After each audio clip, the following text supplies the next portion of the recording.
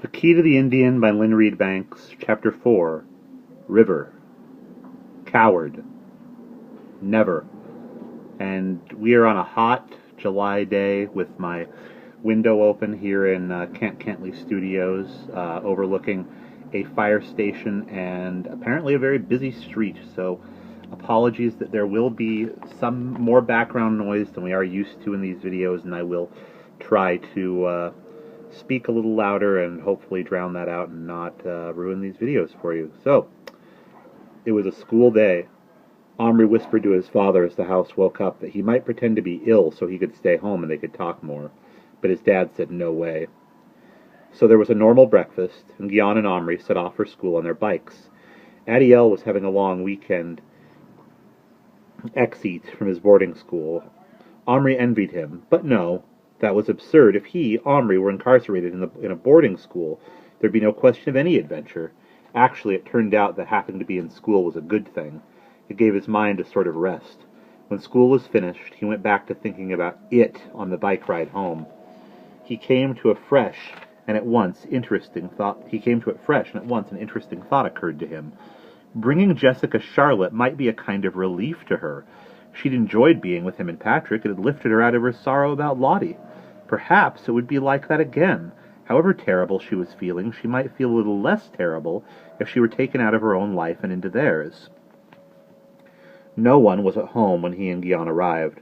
The door of the cottage was never locked, what a difference from London, so they let themselves in and made peanut butter sandwiches with milk.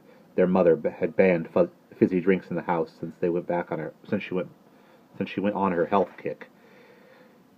Gian drifted TV words, and Omri, seeing him putting down roots at the other end of the house, felt safe in shooting upstairs and fastening the brand-new bolt on the inside of his bedroom door, the one that led to Gian's room.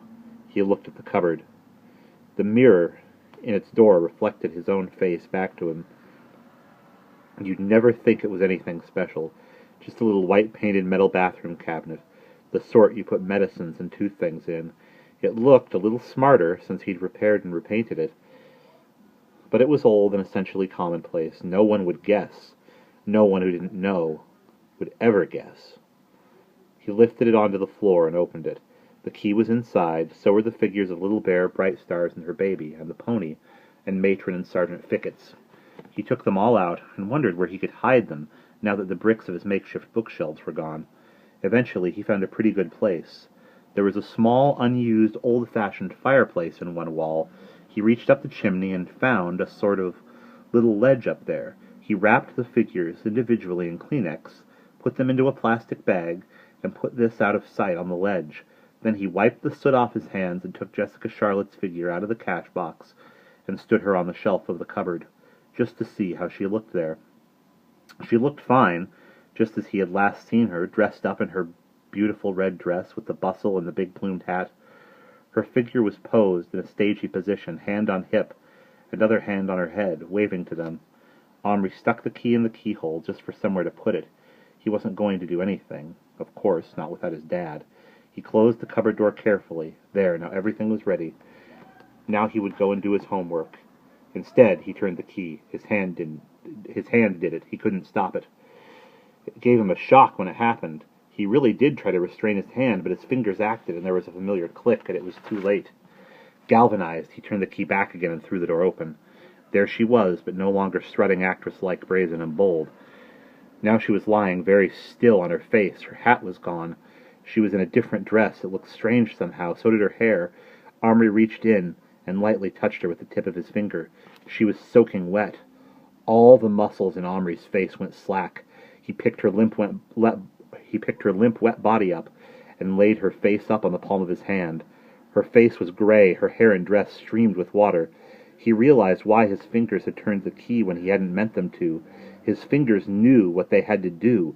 They had to bring Jessica Charlotte now, right now. They had to recall her from the river. For a split second, looking at her putty-colored face, her closed eyes, her streaming hair, he thought she was drowned. But he knew she couldn't be. She had the rest of her life to live. Still, he had to help her, and there was only one way. He laid her carefully on his bed, rushed to the fireplace, fished the bag he'd just put away out of the chimney, and frantically unwrapped the figures till he came to Matron. He thrust her into the cupboard and locked her in. When he reopened the door, she was standing with her arms akimbo, looking extremely severe. "My dear young man," she said, "this cannot, I repeat, cannot keep occurring. You are going to get me the sack. I had a great deal of explaining to do the last time. Don't you realize there's a war on? These little excursions are all very fine, but we are rushed off our feet. Do you understand? I am on duty. Matron, please, I'm sorry, I need you. And the very unhappy victims of the Luftwaffe do not. Just 5 minutes, you must." He didn't give her a chance to argue, but picked her up by the waist and airlifted her to the bed where Jessica Charlotte was lying, water stain spreading over the quilt. Matron bent over her for only a moment. "Put her on something flat," she ordered. Omri transferred them both to his desk. "Turn her on her stomach." Omri obeyed. Matron knelt beside the prone figure and began artificial respiration, her hands on either side of Jessica Charlotte's rib cage, rocking to and fro with a strong, purposeful rhythm. After a short time that seemed long to Omri, he heard a sound like a tiny cough, then a choking, then some gasps and groans. Matron sat back on her heels. "There we are. She'll be all right now. Keep her well covered. You'll need to get those wet clothes off. Oh, no, I quite see that would be, difficult. All right, go away and get me something to wrap her in." Omri stumbled to his chest of drawers, got out a pair of woolen slacks and some scissors, and hacked out a little blanket. He returned to his desk, with his eyes averted, and handed them to Matron. "All right, she's decent." He looked. Jessica Charlotte's wet clothes had all been pulled off and were lying in a soggy heap. There seemed to be quite a lot of them. Matron was just finished rolling her patient in the sock blanket like a cocoon. Only her head stuck out. "Pillow!" Pillow!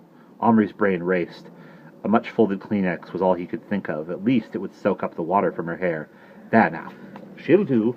She's half awake. Something hot to drink with a drop of scotch in it. How did this happen? No, don't tell me. I've seen it all before. Very little of that in wartime, you know. Funny thing." "Very little of what?" "Suicides. Too much else to think of. And then, when someone else is trying to kill you, you don't do it for them. Well, I'm off. Have to pass this little lapse off somehow at St. Thomas's. How long have I been? 10 minutes? She looked in at an all but invisible watch pinned to the front of her uniform. "Less. Well, even matrons have to spend a penny occasionally. Hurry up, young man." "I can't thank you enough, matron." "Oh, pish-tush, and likewise pooh." He dispatched her through the cupboard and hurried back to Jessica Charlotte. As always, when involved in this business, he was beginning to feel frantic and to wish he'd never started. He always forgot this feeling in between. She was stirring, trying to sit up. He lifted her tenderly back into the softness of the bed, keeping his hand beneath her to support her. "Miss Driscoll," he said softly, "are you okay?" "Why am I tied up?" she gasped in a panicky voice. "You're not tied up. You're wrapped up to keep you warm. You've been in the river." She stared up at him, with her hair straggling round her white face and her bare shoulders, rising from the blanket that she was clutching. She looked like pictures he'd seen of mad people in old asylums, where they used to take their clothes away just to give them blankets. "The river!" she cried out suddenly. Then the glassy look left her eyes, and she buried her face in the blanket and began to sob. Omri found this hard to bear. He crouched beside her till his face was level. "Miss Driscoll," he said softly, "please don't be upset. It wasn't your fault. It wasn't your fault." Her head snapped up. She faced front, clutching the blanket, shivering all over. She spoke sharply between chattering teeth. "I'm dead. That's what this is. I died in the river, and this is my hell. It's only what I deserve. No, you're okay. You're alive. You're just visiting the future, like you did before. And you don't deserve to go to hell or to feel so bad. Please don't feel so bad. Honestly, you couldn't help it. I'm a thief and a murderer. I killed my own sister's husband." "No, you did not!" Omri almost shouted. "It was an accident. I caused it. You couldn't know!" Abruptly, she turned her ravaged face at him. "But you knew. You could have warned me. You could have stopped me." "No, I couldn't." "Yes! You said you could see my future. You must have known. You must have done." "I couldn't change what happened," mumbled Omri. "It's not allowed." She gave him that mad look again, out of the corner of her eyes. "Are you God? she asked in a small, suddenly childish voice. I'm going to do that again. Are you God? She asked in a small, suddenly childish voice. Of course I'm not. I'm Lottie's grandson. Lottie's? She sat perfectly still. He could almost see her mind working. Move back. He knew why she said that. She couldn't see him properly this close. He moved halfway across the room. You're nothing like Lottie. You look a little like me. Well, you are my great-great-aunt. Lottie's grandson. She couldn't seem to take it in, but then she began to cry again, only not as before. She almost seemed to be crying with joy. She lives! My Lottie lives to grow up and marry and have children and be happy. At least I haven't destroyed her. Of course not, said Omri, creeping close again. His heart felt monstrously heavy with the truth he couldn't tell her. Lottie lived and grew up and married, sure enough. But when she was barely 31, still in Jessica Charlotte's lifetime, her life was cruelly cut short by a bomb, the Luftwaffe. Omri thought, and then suddenly, the German Air Force in Matron's time. Right now it must be happening. Layers and layers of time. He shivered all over, just as Jessica Charlotte had. She stopped crying abruptly. She picked up the pillow and pressed it to her tiny face to stem her tears, and wiped them. Then she put it down and stood up clumsily because of the blanket. Where are my clothes? I hope you didn't take them off, she said with something of her old spirit. No, don't worry, a nurse did it. They're here. I'll put them on the radiator to dry them. Radiator? Is that some